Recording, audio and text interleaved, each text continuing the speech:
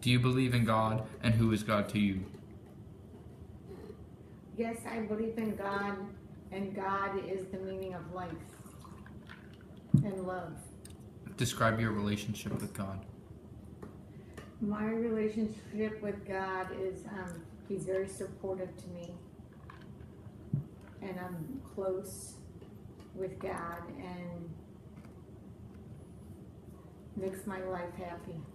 Describe how you pray or connect to God. I pray and connect with God when I did long distance running, because I would run and think. What's the question again? Describe how you pray or connect to God. How I pray. Sometimes I don't have enough time to pray, but that's not a good excuse. But I go to church every day, and every week, and then I pray at dinner. But that's not really praying for really praying. And I guess I pray when I wake up in the middle of the night. I do thinking, and then I probably pray then. When have you felt closest to God? I felt closest to God probably in hard times, when my husband was sick, or when my children, something's worried, or when I'm having a hard time and trying to be successful in something, and then God is more present there. And maybe when you're really happy and everything's going great, you're too busy clowning around, so you're not really realizing God is there. But then when you have hard times, then you realize that He's there. Who do you look up to for their relationship with God? Who do I look up to with their relationship with God? That's a hard question, because I think everyone, you don't have to be Catholic. I have different people I think of as role models that their strength must come from somewhere, and it can't just be from their intelligence and their talent. So you wonder, they could be Jewish, or they could be Baptist, so you look up to people who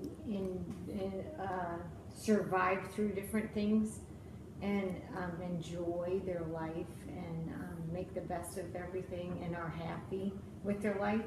So those are the kind of people I would look up to. So they must have a really good relationship with God to be able to do that. Which Christian denomination do you belong to, and why? I'm a cradle Catholic, and I guess I belong to that because I'm a cradle Catholic. But I probably, if I was born something else, I would be that. But I think I enjoy. I'm being interviewed in video. Okay. I think. What was the question, Chris? Why do you belong to the Christian denomination? I'm Christian and Catholic, and it's what I've learned. But since I was a baby, but I also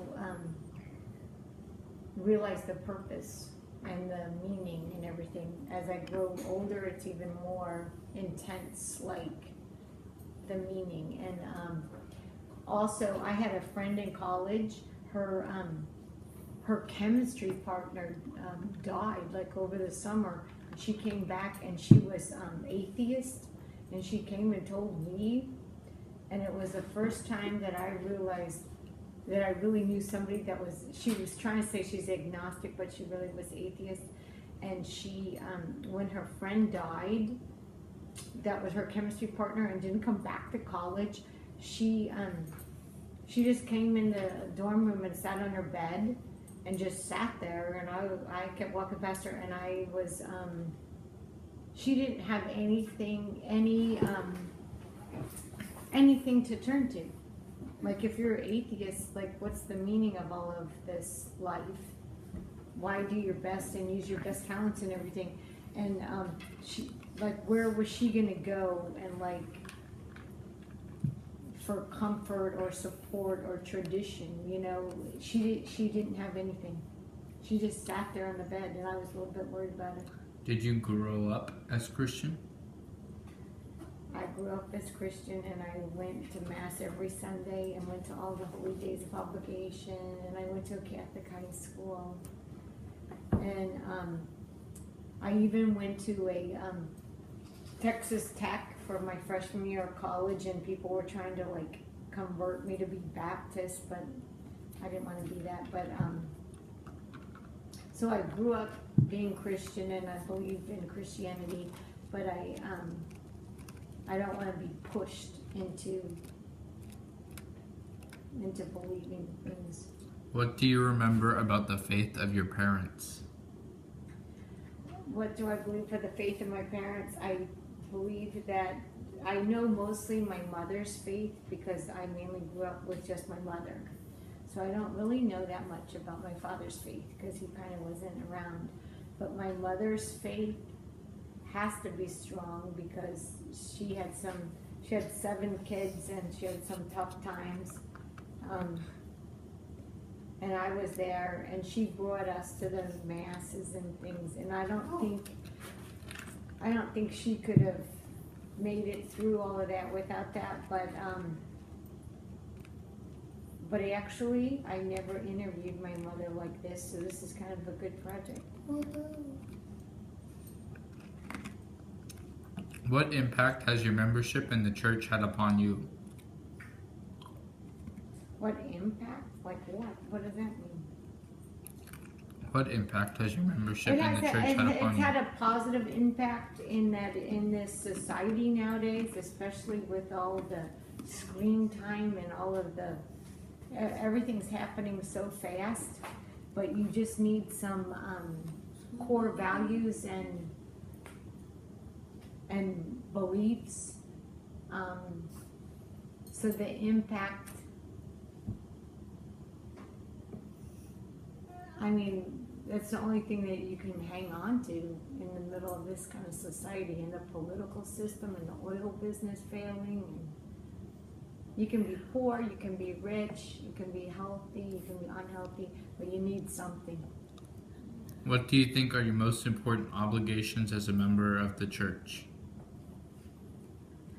My most important obligations? Excuse me just a minute. Please leave, Grayson.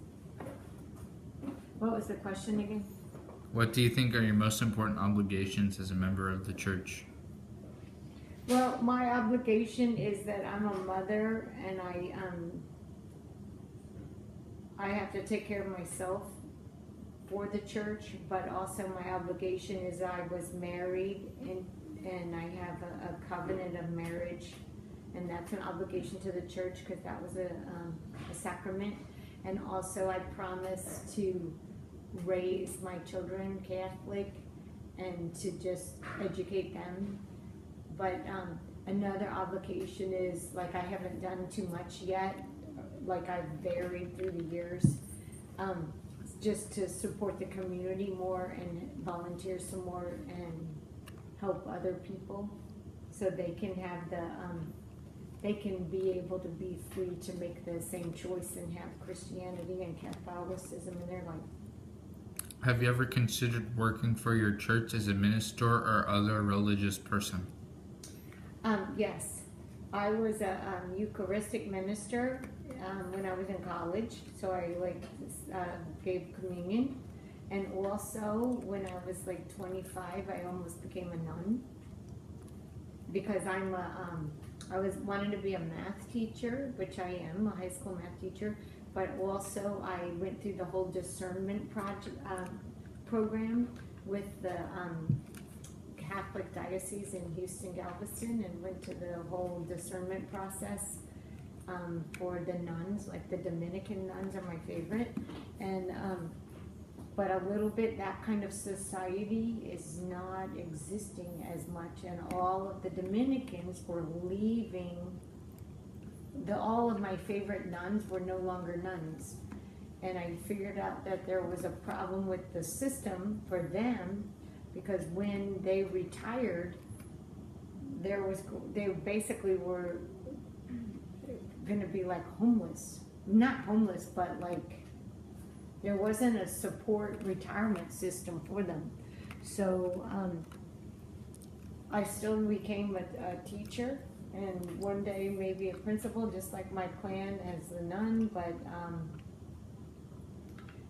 so I figured out for the Catholic Church, the life was changing, the society was changing, and it didn't support that kind of life.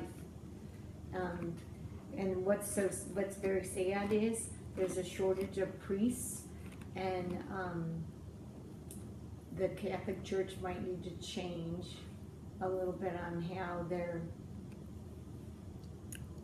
handled, like, yeah, I'm not sure. So basically, yes, I was almost a nun, but I got educated and I discerned the process, and I had the calling, but the system and the convent didn't really even exist anymore.